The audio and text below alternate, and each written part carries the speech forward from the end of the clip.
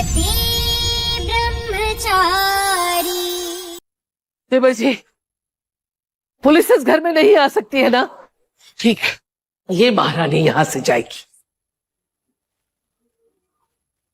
अगर मेरी काव्या के दामन पर तलाकशुदा औरत का धब्बा लगेगा तो ये महारानी भी आज से छोड़ी हुई औरत कहलाएगी।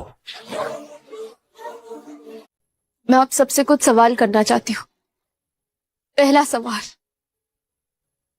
एक औरत को अपने ससुराल और मायके के बीच बार बार ये साबित क्यों करना पड़ता है कि वो उनकी अपनी है? दूसरा सवाल, बेटी को बोझ और बहू को पराया क्यों माना जाता है? तीसरा सवाल, एक औरत ही हमेशा क्यों अग्नि परीक्षा से गुजरती है? क्या होती है औरत? क्या उसके पास दिल नहीं होता, जान नहीं होती, इच्छा नहीं होती, मन नहीं होता?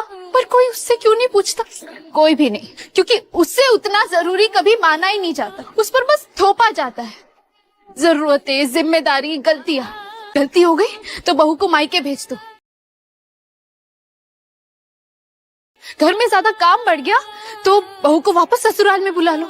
शादी के बाद बच्चा नहीं हुआ तो वो बांझ औरत कहलाती है। फिर कमी चाहे पुरुष में क्यों ना हो, मर्द अगर औरत को छोड़े तो उसे छोड़ी हुई औरत कहा जाता है, पर अगर औरत मर्द को छोड़े तो वो बदचलन कहलाती है। घर की रसोई हो या सेवा, बहू की जिम्मेदारी। दहेज कमाया, बहू जिम्मेदार। बेटा हो या बेटी, ये पुरुष पर निर्भर करता है, लेकिन बेटी हुई तो बहू जिम्मेदार। लड़की आजकल चांद पे कदम रख रही है, लेकिन एक बेटी अपने घर का चिराग कहलाने के हक तक नहीं पहुंच पा रही। झगड़ा हुआ तो बहू पे जोर डाला जाता है कि वो अपने खून के रिश्तों से नाता तोड़ दे।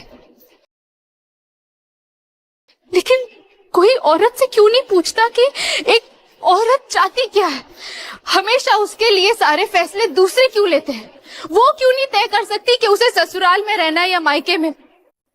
आखिर कब तक एक औरत ससुराल और मायके के बीच के भंवर में फंसी रहेगी?